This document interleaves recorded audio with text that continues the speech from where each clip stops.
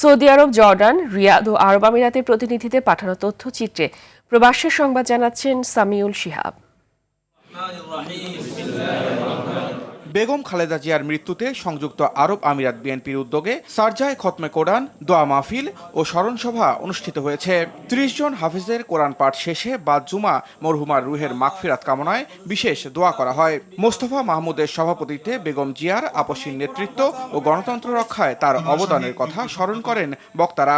অনুষ্ঠানে দেশটির বিভিন্ন প্রদেশের শীর্ষস্থানীয় বিএনপি নেতৃবৃন্দ ও অন্যান্য প্রবাসীরা উপস্থিত ছিলেন।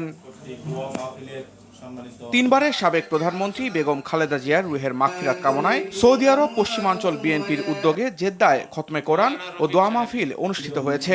সদস্য সচিব মীর মনিরুজ্জামান তপনের আহ্বানে এবং টিপু সুলতানের সঞ্চালনায় অনুষ্ঠানে শহীদ জিয়াউর রহমান এবং আরাফাত রহমান কোকোর জন্য বিশেষ দোয়া করা হয়।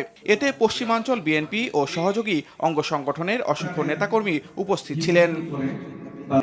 সরকার হবে বৈধ পথে রেমিটেন্স পাঠিয়ে এনআরবি 2026 সিআইপি সম্মাননা পাওয়ায় চাঁদপুরের কৃতি সন্তান আব্দুল কাইয়ুম মির্জাকে সংবর্ধনা দিয়েছে সৌদি আরব প্রবাসী সাংবাদিক ফোরাম। রিয়াদের একটি রেস্টুরেন্টে সোহরাব হোসেন লিটনের সভাপতিত্বে অনুষ্ঠান সঞ্চালনা করেন রুস্তম খান। এতে বিশেষ অতিথি ছিলেন আবুল বশির ও আবদুল্লাহ আল মামুন। প্রবাসীদের কঠোর পরিশ্রম ও সততার মাধ্যমে ব্যবসায়িক ভিত্তি করার আহ্বান জানান বক্তারা। জর্ডানের বন্দর নগরী আকাবায় জাঁকজমকপূর্ণভাবে নতুন বছরকে বরণ করে নিয়েছে আর্ক গার্মেন্টসের কর্মকর্তা কর্মচারীরা।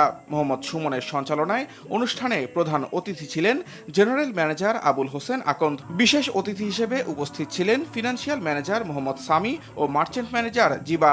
এইচআর ম্যানেজার জিরানি ও কবির হোসাইনের সার্বিক সহযোগিতায় আনন্দঘন পরিবেশে নতুন বছরের উল্লাসে মেতে ওঠেন সবাই। সামিউল শিহাব, RTV।